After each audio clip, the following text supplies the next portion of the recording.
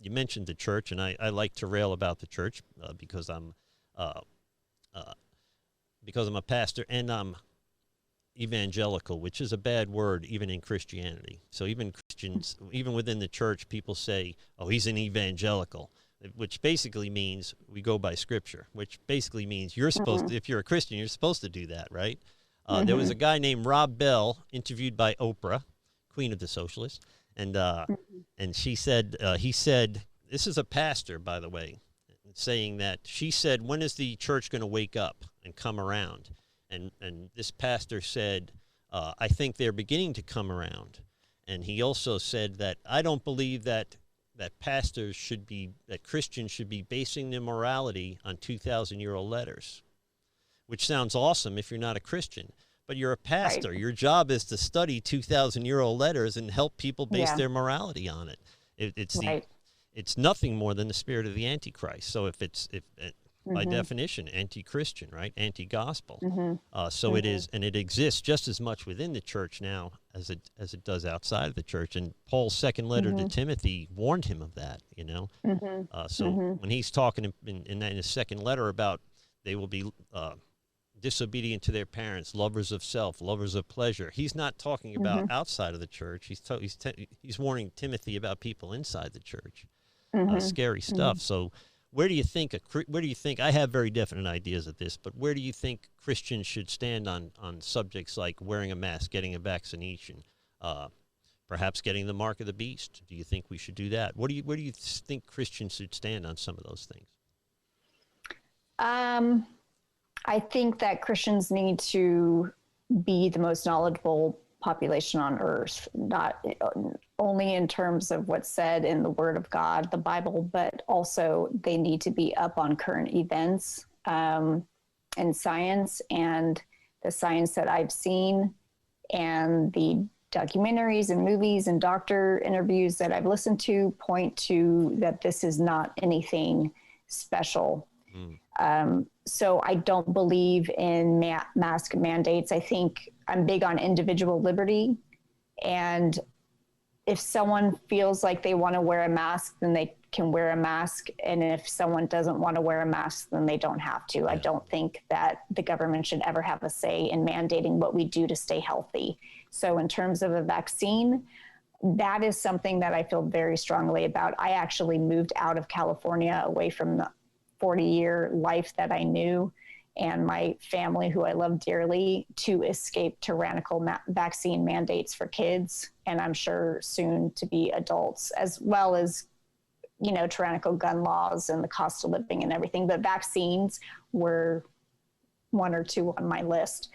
I don't trust vaccines. Personally, I will never get the vaccine. I will not ever get any vaccine. And if it's not safe to travel or I'm not allowed to travel, then so be it, because this world for me is not all there is. And I tell God, okay, in heaven, or when you when you restore the earth one day, I guess that's when I'll travel. Yeah. So, and you won't have to go anywhere. Everything's going to be awesome no matter where you are. And I can just, you know, teleport. Yeah. Italy, go. So basically what we have here is God implemented three systems. He put the man in charge of the family. You know, he implemented the church authority over the body and the governing authority over the people. But those three are all independent of each other. The government can't come in and become the head of the church, and the church can't come in and become the head of the family, and nor can the government come in and be the head of the family. Yeah. So I think of this in terms of health choices like vaccines and whatnot. The government has no right to come in and tell somebody that they must vaccinate their child or they must vaccinate themselves in order to have basic rights of making a living, basically the inalienable rights of life, liberty, and the pursuit of happiness. So that's where I stand. I absolutely will never, ever condone the government going into such a personal area. And for the record, abortion is not health care. So that doesn't count. That's just murder. So that's something I just feel very strongly on, and I will go down defending myself and my family in any way possible to stop that from happening. Well, they talk about the separation of church and state, but the Constitution as a whole was meant to control the government, not to control the people. It's meant to limit the power of the government, and I can prove it. Just look at the power the government had that they left in England, right? So Right. The idea that the Constitution is to protect the government from religion is ridiculous. So it's to protect us from the government. Right. The term separation of church and state is neither in the Constitution nor in the Declaration of Independence, and a private letter from Thomas Jefferson to the Danbury Baptists. But the way we've begun to teach our kids is it's very important that they break down we are a Christian nation. I don't think there's any logical argument. Now, that doesn't mean we're a theocracy or should ever be a theocracy, but we're a nation built on Judeo-Christian values. Our laws, our university systems were founded by Christians, right? Harvard, Yale, Dartmouth, all of them, all the big ones, even in England. Now, mention God in any of those places, and even in a theology class, you can mention God all you want. You mention Jesus, and you're going to get bounced out of there. So it is. We've allowed them to turn the tables in 60 short years. By the way, we've allowed them to turn the tables, and they control the education system, and they control the media, which were two very important points to the original socialist ideas of how to bring that utopian mindset, that utopian lifestyle. It's a delusion into society. So it's horrible. Now we're getting a ton of messages on here. Apparently my oldest daughter is fanning over you right now, so she thinks you're awesome. And my ex-sister-in-law also, very big fan. A lot of folks are watching and commenting, which is very cool. Do you have one of your videos? Do you have one that's a particular favorite, and why? Why do you think what do you like? Do you have a video that you just love, and why would that be your favorite, you think? Besides the gun range baking cookies one, because I got to eat the fruits of the labor of that video. I'd say I do really like the feminazi at the gun range video with Alex. That was a good one. That one was almost too easy to write, and some of this stuff writes itself.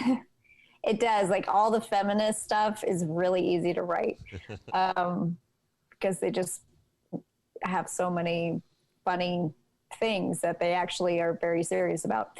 But as far as like a more serious video goes, like what one would be my favorite? Gosh, I don't know. I was kind of proud of the one I did in terms of how the founding fathers handled the smallpox epidemic, because I actually studied what they did for inoculations and everything, and how it related to the pandemic and the talk of mandatory vaccines and whatnot. I was kind of proud of that one. It was one of those videos where it feels like I'm doing homework, and which usually I don't like those videos, but I thought that I presented the case well, and I guess that cause is more close to my heart, all the forced vaccines and stuff. So to get that message out and say how our founding fathers actually handled an outbreak was more special to me. That's one, if there is one left that I didn't watch. It was that one, so now I've got to watch it. Now I've been caught because you picked the one video I didn't watch, but it's okay. But to me, when we were talking about setting up this show, it was really to, while people get to know you by your sense of humor, and you're obviously you have, by the way, acting skills. So you actually act well. No. If you hold your way of doing it up against your co-actors or co-stars, it's very convincing. I mean, I thought you were a feminazi for a minute. Well, that one, I will say that I deserved an Academy Award. That was I'm just good. going to say it. That was that big. one was amazing. But That should be at the Cannes Film Festival.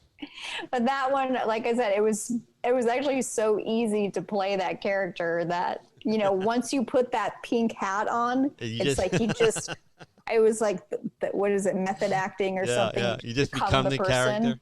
I became whatever. When you go like this, Hillary, like you're all excited, and the poster really looked like Hillary. Was awesome. The part of when you were reading the letter from Hillary and she was getting on Instagram, and I left this out of the video. You got to watch this content to really appreciate it. But you said her thing is hashtag Hillary kills it. Oh yeah. And then Bill nails it. Bill nails it. I wanted that. I wanted to leave that in the montage so badly, but it was it just, I didn't want to make any of them over in a minute, or tried to be as close to a minute as possible. Yeah. Well, go ahead. I was going to say, all the videos that I do by myself actually came out of necessity, because the first ones I did, I had the girls with me and I had a group. And so I was just working on funny skits. And then what happened was Alex went to Germany with the military. And then my other little co-star Taylor got pregnant. And so she was busy doing her thing. And so it was kind of like, oh shoot, like now I don't have anyone to make videos with me. And so I had to figure out, okay, how do I make a funny video by myself? So I don't even know how I came up with the fan mail concept, but I was like, okay, I'm going to pretend that Hillary Clinton wrote me a letter. I mean, it sounds kind of silly, but it worked out. And then the AOC, and yeah, I'll have to do another one of those soon. Well, when you do comedy in a club, and I used to do it, it's very it's a little easier because you're polishing the same jokes over and over and over again, right? So you're trying to make things perfect, you know. But when you're doing skits like this, like I imagine on Saturday Night Live, I've done a church video series where every week I had to come up with something funny again that was church appropriate. Funny I can do. Church appropriate funny is a smaller hoop to jump through, you know. So it becomes overwhelming trying to think of something new and funny every week, or every couple of weeks, or I don't know how often you put your videos out. But and the benefit of doing a live show is you just kind of start the show and hope things go well and talk, and you know, it's really pretty easy compared to trying to do what you do. And the reason I went live in the first place was because I couldn't use the software. I couldn't even use a computer when I started this stuff, and I couldn't use the software, so I'm like, oh, I'll go live and I won't have to edit it. But so I know how much time and effort it takes to edit that stuff and get the timing right. And you have a few blooper things that I wanted to include. You have a couple of blooper episodes that are hysterical. I like the bloopers too, because it's real. And I haven't had one though, because in a way that's good for me, but maybe not good for a blooper reel, is like I've been getting better at saying my lines and like more impatient, you know, because it's hot, it's summer, and I film on my porch. So I just want to get it done so I don't mess up as much. But the gun bunny, first of all, define for me what a gun bunny is. Define for the American people what a gun bunny is. A gun bunny is a woman that basically doesn't really know how to shoot or operate guns, but she likes to pose and take pictures with them, and she's usually not wearing very much clothing. It's like basically like a gun hoochie. Well, and so So I actually Googled it because I didn't know, because I'm really old. I didn't know what a gun bunny was, and the definition I got was that girls that aren't hot enough to be models on their own pose with guns to look hotter. Basically, was the Google definition, and it's Wikipedia something, so it's probably true. I mean, it can't be wrong. It's on the internet. Right. Snopes, Wikipedia, Google. It's all true. I love when my friends use Snopes to prove that something that their argument is making is true. Look, Snopes says it's true. Vladimir Putin might as well say it's true. It's socialist, you know. Of course, they're going to say it's true. I noticed, by the way, in the Gun Bunny video, when your friend was pulling you in the little play school, the little cart, there was a lot of bloopers for that, and Mm-hmm. but in the final take, I can see you put your head down because you were trying not to laugh while she Oh was my pulling gosh, you yeah. with her bra, with her bikini top on the outside, her red, white, and blue bikini top on the outside of her clothes. It was hysterical. Yes, yeah. That was the babysit. That Taylor's really funny. She's got a funny sense of humor and does really great faces and Yeah, and that's invaluable, you know, and that you can do that as well. I mean, that's money in the bank thanks. if you can tell a joke without saying anything. Yeah. Are you That's, saying my face? Just my face your is the face is joke. very funny. No, but you, as an old guy, I can tell you, Johnny Carson didn't even have to tell a joke. Sometimes he would just look at the camera like, Right. and everybody would laugh because he, you know, there's 100 things he could have said, and everybody just Mm-hmm. imagines what it is. So that is, I'm saying that you are a very very talented content producer. Is that right? You are a YouTube influencer. Sure.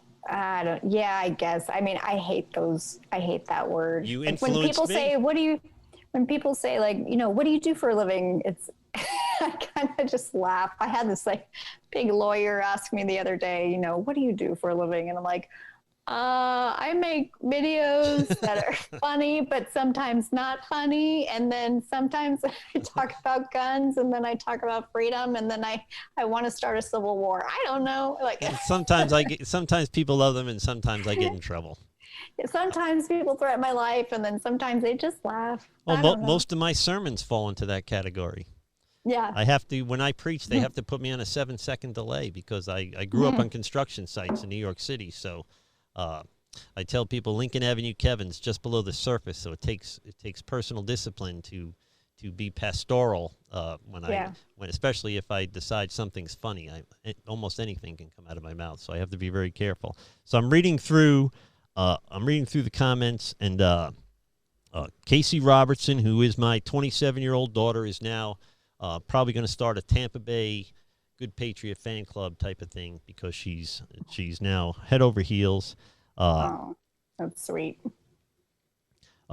Richard Lynn, who we were talking about the mass and all that, he says is to keep the fear factor ups to justify mail-in ballots.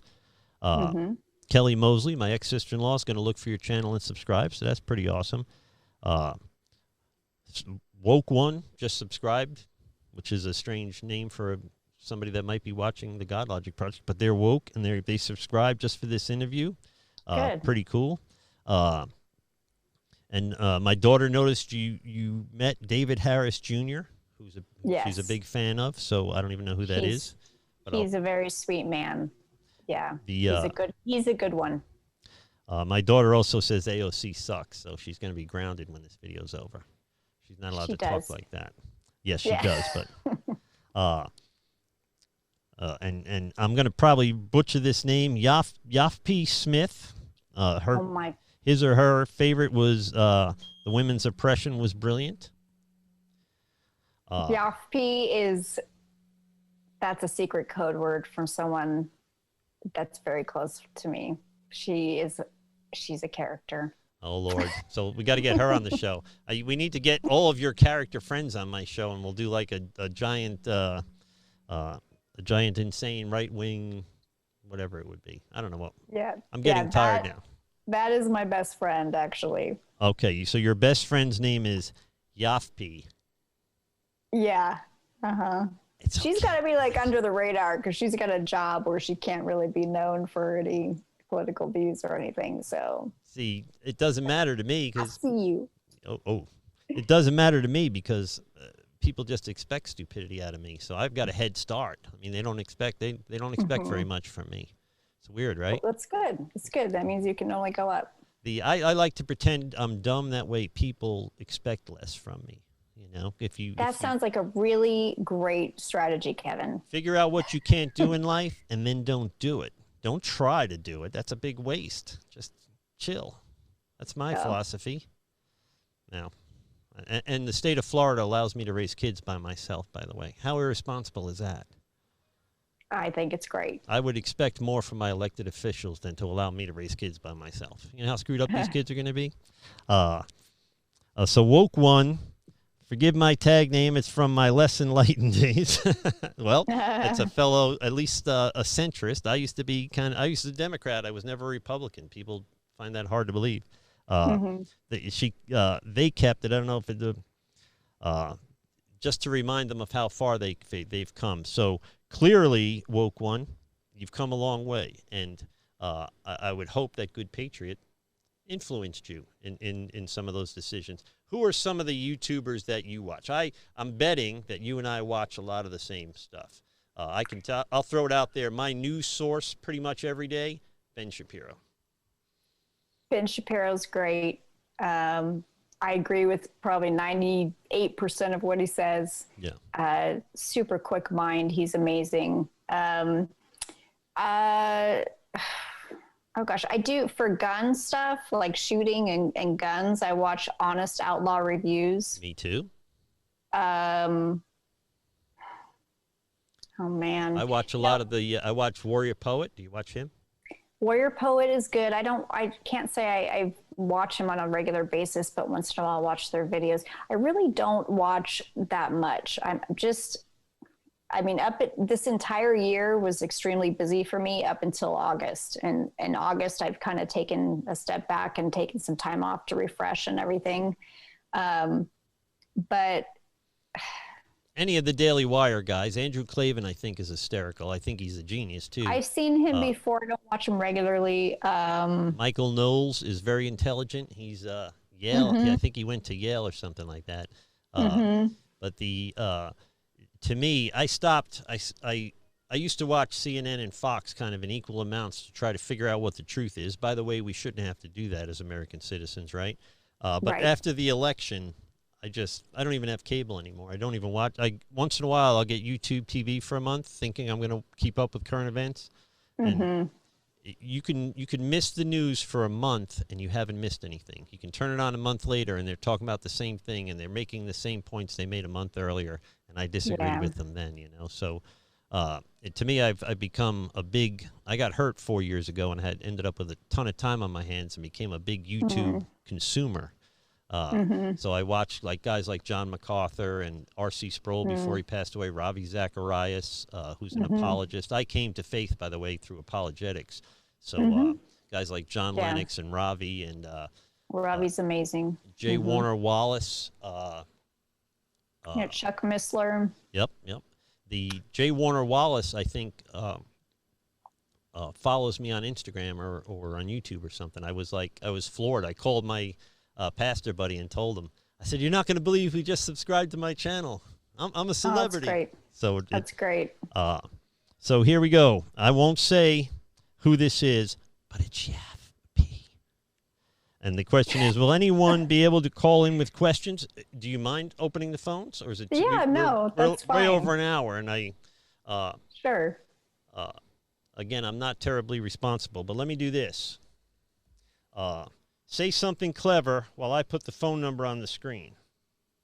Taxation is theft. Forced charity is theft. Why don't we review okay to be white. Yeah. It's not a sin. It's not a sin to be white. Dude, I'm fooling around. I almost put my personal cell phone. That would be terrible. Well, maybe you'd actually get a date then, Kevin. I got plenty of women. My 14-year-old daughter said, "Daddy, you should start a dating ministry." And I said, "Really? Why is that?" And she said, "You've been on more first dates than anybody I know." Oh, that's funny. She's so kind. Well, no, I'll be honest with you. Without Alex, I'm just going to go on with my life. I'm hurt. I mean, Brittany was pretty too, by the way. But she's engaged. Her name's Brittany. I mean, I live in Florida. Everybody here is named Brittany. So it would just be confusing. Yeah. So you're not a Cowboys fan, right? Is that safe to say? I'm not really big into football, but I'd have to probably. My brother's a big.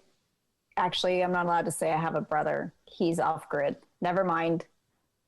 My brother died when he was very young, and unfortunately, he doesn't exist anymore.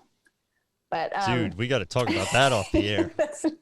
You think I'm intrigued about Yaf P. Smith? I'm not. I don't even think Smith's the last name. I'm really getting suspicious now. Probably not. All right, so we've opened the phone lines. You can call in and ask questions at 727-600-5837. It's on the screen now. You and I can't see it, and but be warned that I am the producer, director, host, and engineer, so you can't see it from where you are. But it's like the Starship Enterprise in front of me right now. I'm monitoring everything I can. So it's a little. We're getting a call from Ohio. Hold on. Oh, thank God! It's probably my mom. Oh. Hello, caller. Hello, caller. You're live on the Godlogic Project. Can you hear us, caller? I can. I don't think this is your mom. Is it? Who? No. Mike, I have a question for the Good Patriot. Okay, go ahead. My question is, in today's times with social media, Black Lives Matter, all the things that are going on right now, does God have a place? Especially in the United States, since we were built on Christianity, and it doesn't seem like we are anymore. I'll let you answer. All right, thank you very much for calling in. So does God have a place in what's going on in the world right now? I mean, that's the million-dollar question. How would you answer that? Yes, and first of all, I'd like to thank that caller. He's a very handsome man and close to my heart. Is that I recognize his voice. Is that your husband calling from the next room? No, it's my best friend's husband. I have a very supportive family, and, they love you. Family that's not blood. Does God have a place in all this in terms, I'm going to assume he means in terms of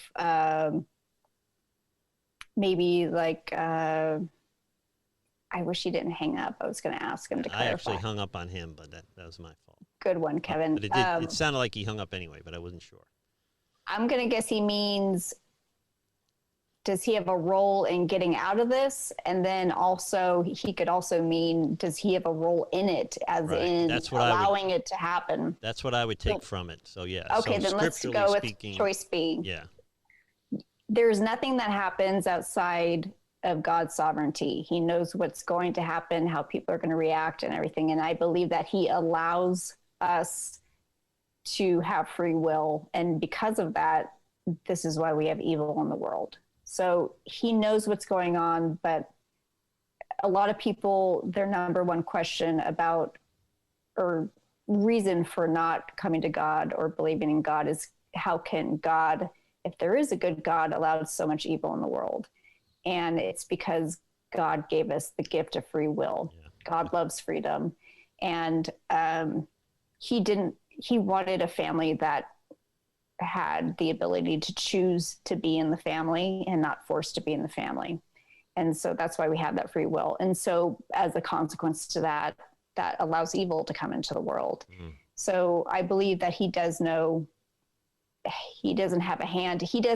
I don't believe this is his wrath or his cause or his judgment, but I do believe that he is allowing it to happen, and he is going to use it for good. And whether that goes into, the end times, which is a whole nother podcast, or he's just going to use it to really strengthen the church. I already see, just in my personal life and through my own church, this sifting of the weak versus the strong believers, and who is really, really ready to stand up for faith, family, and freedom, and who is not. And so I believe he's going to use it for good. Yeah, I think that if I was going to put in my 2 cents, which I always do, God uses free will to allow the sheep and the goats to separate themselves, which is a scary mm-hmm. thought. But the gospel mm-hmm. message is very much about personal responsibility and personal relationship with God, right? So the idea of a socialist agenda is anti-scriptural. But I think, just like you said, I think he allows this to happen because it's how things are meant to unfold. He's not surprised. He's not playing catch up right now, mm-hmm. and he's while this is devastatingly painful for us and a lot of people on different levels, it is in the scheme of things, in the scheme of eternity, just a moment in time, just a split second. So it's right. We tend to take ourselves and our lives here way too seriously. I have mm-hmm. I got a cool question from November Phoenix. Friend of yours? No, Okay. not that I know of. It's one thing to call out the other side. Do either of you have have critiques of the right? Anything they are doing wrong, poorly, or what can they do to improve? This, to me, is a slam dunk. I'm not a huge Donald Trump fan. He is. I find myself rooting for him. I think he's probably the most Christian-friendly president we've had, whether he's pandering or not. Politicians pander. That's the way it works. I would have voted for Ted Cruz. I was shocked that I didn't have the opportunity to vote for Ted Cruz. I was going to vote for Marco Rubio first, but we didn't need another one-year senator, one-term senator that was young, handsome, and gave a good speech. We had that in Obama, and if you ask me, he just shit the bed. I mean, pardon my French, but he had a tremendous opportunity and blew it for. And so anyway. For me, the big problem is Trump participating in the trolling of the left has in a lot of ways made things worse or more emotional and less logical. And so I would probably get along if I was going to have lunch with somebody. I'd probably get along better with Obama, even though I disagree with him on almost every ideological point. Than I would with Trump. But is there somebody on the right that you think to yourself that's a little bit much? Or do you think when you look at the Republican kind of agenda, do you think they could be improving on anything? Yeah, they can stop being wimps and actually do something. I mean, I think that the major flaw in the Republican Party, and I vote Republican because unfortunately we are a two-party system. But I do not call myself a Republican. I don't outwardly associate myself with that party. Very, very rarely I post something about Trump. Like I remember in the end of one of my videos, I said, just vote for Trump. But that does not mean that I am completely sold out for him. I think that was more of I know Trump is going to be the candidate, so just vote for him other than whoever was going to be chosen by the Democrats at the time. But I am not sold out for Trump. I am supportive of when he does things that are good, and I am absolutely a critic of his when he does things that are wrong. And I think the major weakness of the Republican Party is that they're acting like for wimps. We'll say it in a PG term. They're reactionary. They don't play by the same. They don't play hardball like the Democrats seem to do. No, and I want to say, I mean, for the record, in 2016, I did not vote for Trump. I wrote in Rand Paul. Oh, so, and I was planning, like you said, like in the beginning of the primaries and everything, and during all the Republican debates, I was rooting for Ted Cruz. But I think he's just not really relatable, and just he is who he is. Like it's just the way he talks, but he does sound so programmed and political that I think it was a big turnoff for people. And I do think that Trump is doing, we know that God implements the authorities. That doesn't mean that God approves of the job that they do. But yeah, I think there's flaws on both sides. Unfortunately, one side is actually trying to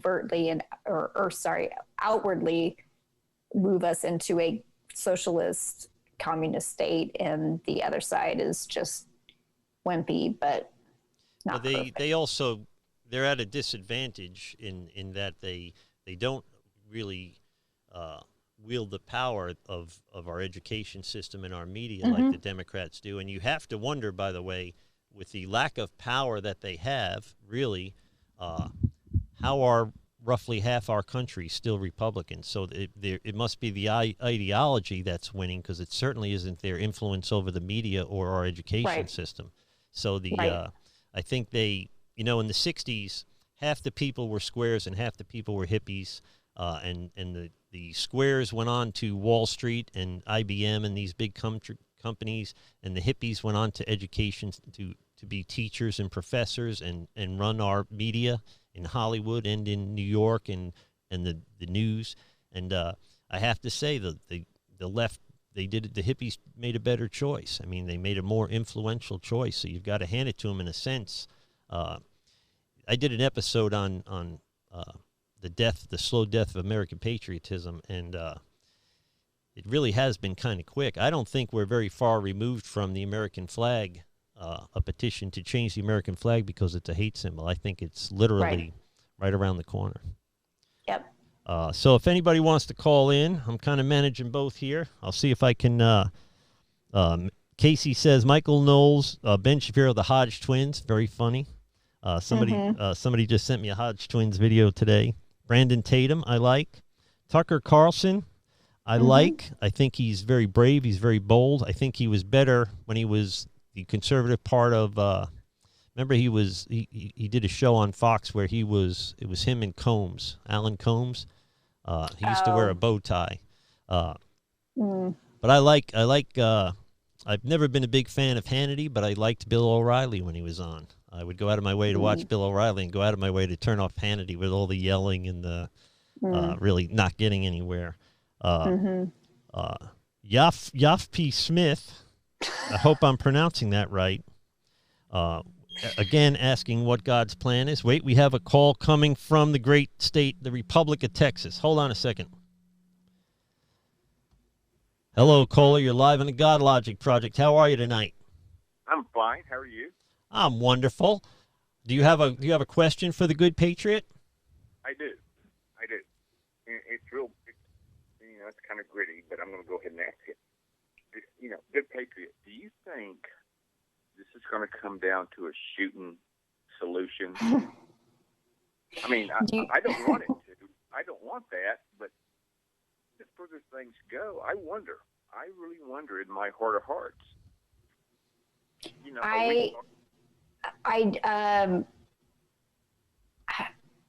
Yes, I do. And I'm not optimistic about our country's future. I think that the other side is so persistent and organized and well-funded that it will take a miracle of God to prevent a civil war of some sort. What that is going to look like, I don't know, but I do believe that we will be headed for rougher times. And I don't want that to sound doomsday, but I think that we need to be realistic about the situation. And that's why I advocate for protecting the Second Amendment at all costs and getting your stuff now as opposed to later. Right. Oh, I agree. I mean, I don't like that I agree, but I agree.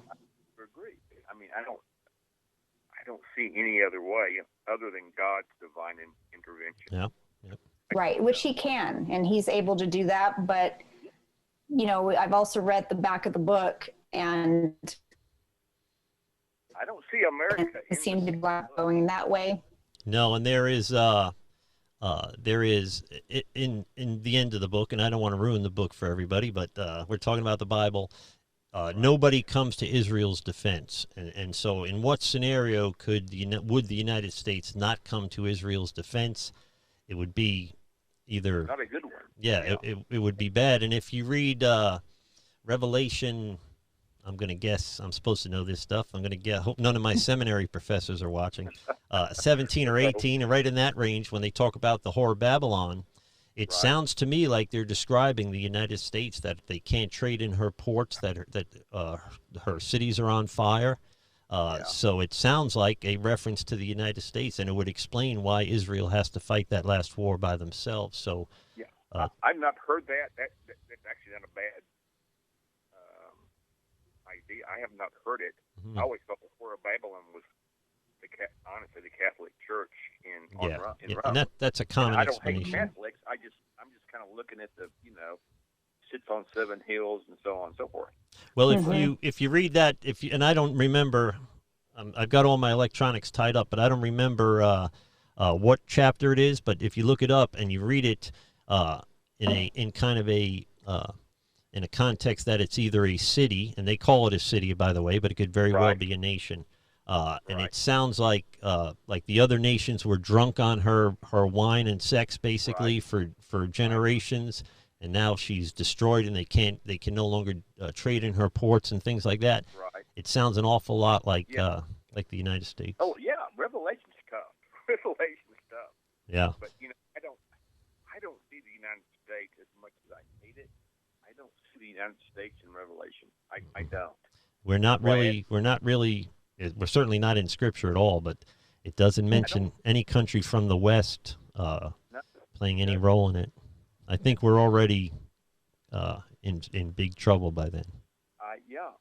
I hate it, but I got to agree. Yeah. That's why I asked the Patriot. It's like, what are your thoughts? Yeah. It's like, because I don't want to take up arms against other Americans.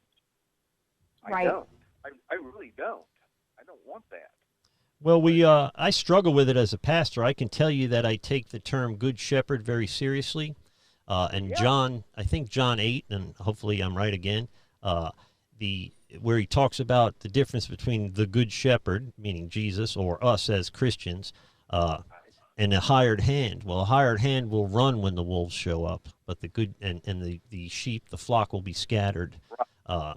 And so, as a pastor, I am called to protect people's mind, body, and spirit. So, if you come to my church, expect and you plan on doing Antifa-style violence here, this may not be the place to do it. So the people here are like-minded, like I am. So, God forbid that ever happens. But I can promise you that I can promise you as a pastor that I take my role as a good shepherd very seriously in that capacity. I don't doubt it. And God forbid that should happen. But in Texas, it's happened twice. I live in Texas. It's happened twice already.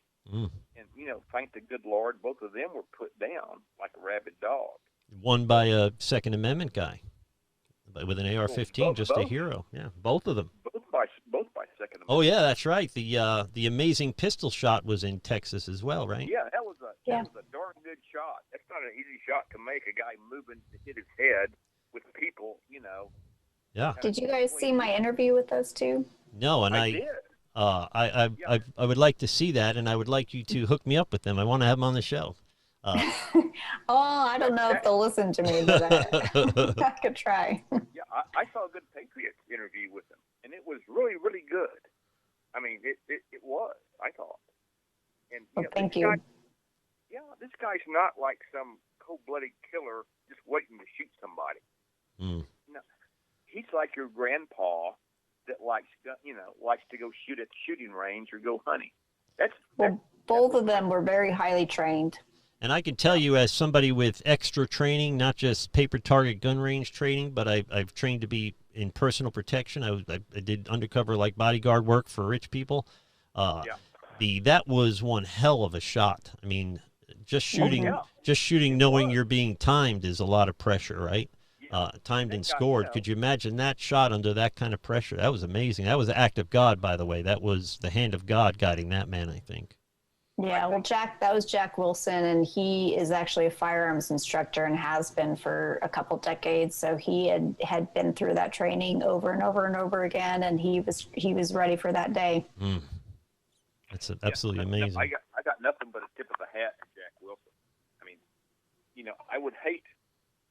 I can't help but think that he's got to live with the fact that he killed a man, a human being made in God's image. In church. But in church, in front of kids and families and everything. But you know what? If he hadn't, this guy had a shotgun and he wasn't afraid to use it. What would have happened if he had not done that? Yeah. Well, he did kill two people, but I can tell you that Jack didn't have any issue taking down that man because he looked at him like he was there to destroy, and God put Jack in that moment. Absolutely right. Yeah. So he was exactly right. I mean, in my opinion, I don't know what that matters for, but he did exactly what any red-blooded American would do. Hopefully, he did what he had to do. He didn't. I don't think he went there that morning looking to kill somebody at church. I just don't think that. I didn't even become a gun guy till the Aurora, Colorado shooting. And my thought, I'll tell you, my thought process was, I would hope there would be a good, if my kids were in there without me, or my family was in there without me, I hope there would be a good guy with a gun in there. And it just overwhelming feeling that I need to be the good guy with the gun. I need to protect my own family, right? Well, you need more. You need more. Well, I think you need more than one. I mean, I started. I'm in Texas. I have an LTC, and according to Texas law, because I've not heard any differently from my church, I can carry my weapon into church. And on the one hand, I hate that I have to do that, or that I feel like I have to do that. It does not make me happy. However, it's like I sit at the back, I know where the doors are, and it's like I got a real good angle if somebody comes in there for some reason. I should put you in touch with, and I'll put his website in the comments section tomorrow when this is up permanently. But the way I met Simon was through Trinity Security Allies. So Jim Howard and I have done a lot of church security work together. He's been on the show 3 or 4 times. But he is an expert at church security. That's their ministry. That's what they do. And he's interviewed these guys. He went out and toured the shooting sites and everything. And I think that all churches should have a safety protocol, and that would include, when possible, particular people being armed. I do. I hate it. I hate that there's that much evil in the world that you have to go armed. That some people really need to be armed in church. Yeah. I mean, that's hard. That's something that's desperately wrong. Yeah. When that's the case, but it's happening more. What I've seen, it's happening more and more, and I hate it. I'm going to let you go, caller, but it is. I'm sorry. It is. Do not be deceived to think that we're supposed to turn the other cheek. That is, by the way. No. God gives His angels swords, and they're not there for show. Yeah, they don't bear the sword in vain. You're right, and we are all good shepherds of our family, of our churches, and not just your pastor, but your leadership should take that role as good shepherd very seriously. I can tell you that Jesus did, right? Yeah. And he warned us that hired hands will not get it done. Oh, yeah. Well, I'll get off here. I don't want to take up all your time, but good talking to you. Good Patriot. Great to hear from you. Thank you. Good work. Yep. Keep up the good work, and good night. All right. God bless you, caller. Thank you very much. You bet. Bye. Well, that was actually a very good phone call, wasn't it, Good Patriot?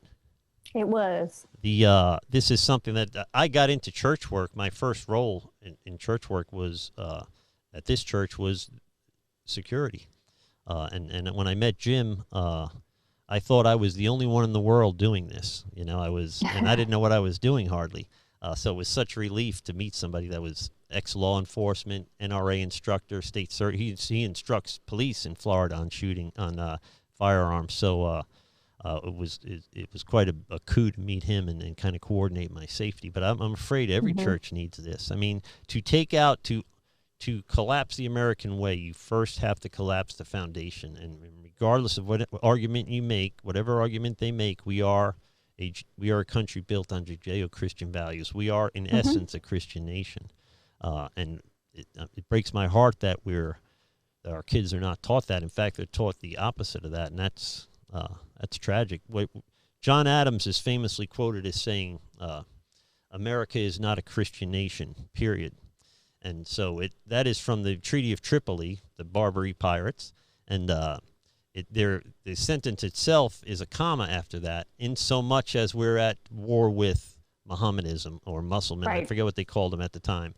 He's essentially saying we are a Christian nation, but that's not why we're at war with you. So if you stop stealing our goods, we'll stop being at war with you. So he's quoted as saying we are not a Christian nation, but what he's saying in the full sentence is we are a Christian nation, but that's not why we're at war with you. Right. No, John Adams was definitely a man after God's heart, and sought him and his decisions and political writings. And well, we have a viewer named Rick Bertino thank you for watching, Rick. And he's saying the lady you have on your show is very impressive. Is that a relative of yours? Maybe. He didn't mention anything about me. That's what I'm wondering. And what time is it in Germany? How is Alex not calling in? Oh, yeah, she's sleeping. Yeah, it's probably the middle of the night. Germany's like a whole nother country. Did you know that? I learned that just recently. So, again, we got the phone lines open. I'm going to shoot through our questions here. We'll wrap it up here in a minute. We've got a lot of content, a lot of people commenting on the YouTube feed, and I appreciate you guys for doing that. By the way, I'll say this. I thank you guys for supporting the Godlogic Project. If there's anything I can do for you, if you have a family member struggling with any kind of addiction, not just chemical addiction, but even emotional or psychological, spiritual trauma of any kind, message me at godlogicproject.com. If all you need is prayer, I'll be glad to do that with you. If you want to be a guest on the show, of course, message me, godlogicproject.com. In the meantime, if you would subscribe, ring the alert bell. Don't miss any of the content that we put up. It's a small gesture, but it makes a big difference to little channels like mine. So I would really appreciate that. If you're shopping on Amazon anyway, go to godlogicproject.com. Click on the Amazon logo. It opens up to your Amazon. You shop any way you want, but it sends a couple bucks to help pay for the bills around here. So that is the last plug we'll do. If we don't get another call, Katie, wait, here we go. We have one final conflict. Avoid conflict, find peaceful solutions. What do you both think the left and the right could do better to reach out to the other side, considering there is seemingly such a stark difference? I have an answer to this, but I will defer to the lady from Texas.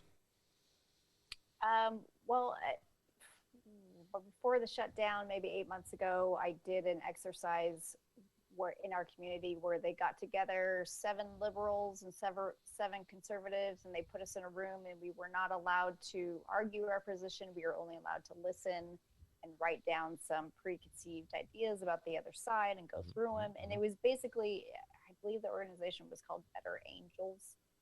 And in that meeting, what was revealed is we want similar things.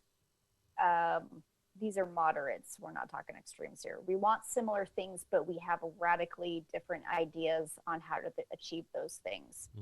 So I think it's, one thing is just, unfortunately, the other side many times likes to shut down the conversation entirely. But if we can just talk and humanize one another and realize, like face-to-face interaction, it's very easy to get on the internet and insult people that you're not face-to-face with. It's kind of like driving in your car. It's very easy to rage and flip someone off in the safety of your car. But when you're face-to-face, you have to humanize someone. So keep the conversation open, and like the Bible says, it's love. Do everything in love whenever possible.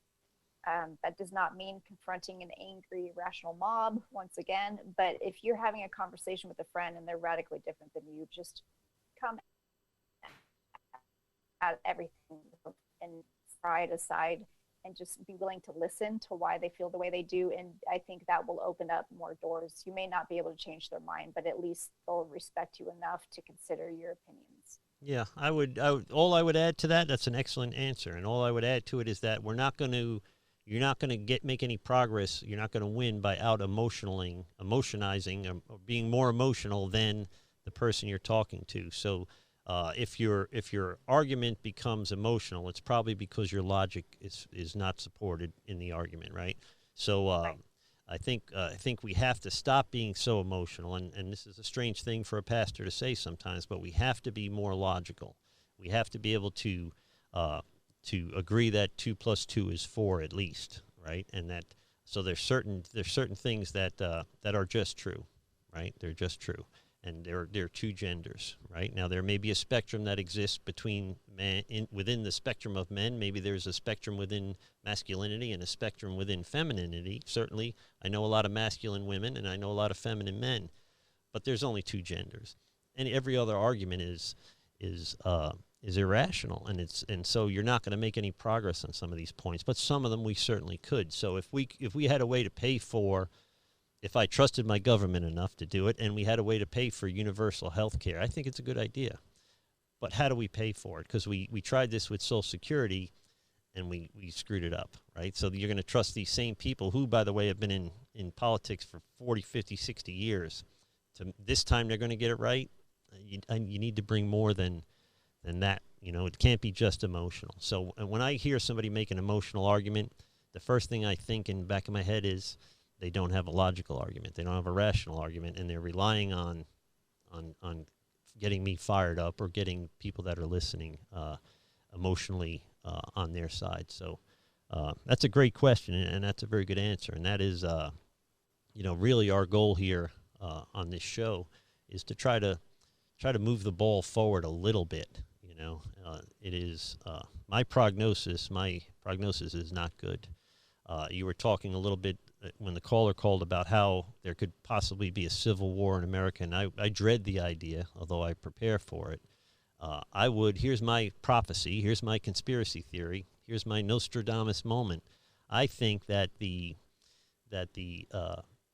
our government, the left wing of our government, right now the Democrats, the socialists, would fight a proxy war within America's borders, because we've done it in Nicaragua, we did it in Afghanistan in the 80s, and we'll do it again. My biggest fear is that they will fund one side or the other covertly. Maybe both sides would do it. So it's very possible that there be a real full-fledged civil war, and that scares me and breaks my heart. But I think it's very possible. I think we're already in it. Yeah, I hope a year from now or 10 years from now, I look like an idiot, but I don't think so. I mean, I think the insanity that I see every night on TV, in my case on YouTube or news channels, it's nothing short of demonic to me, and so I don't think there's a good ending to this. Right. So anyway, awesome to have you on. By the way, Katie, we were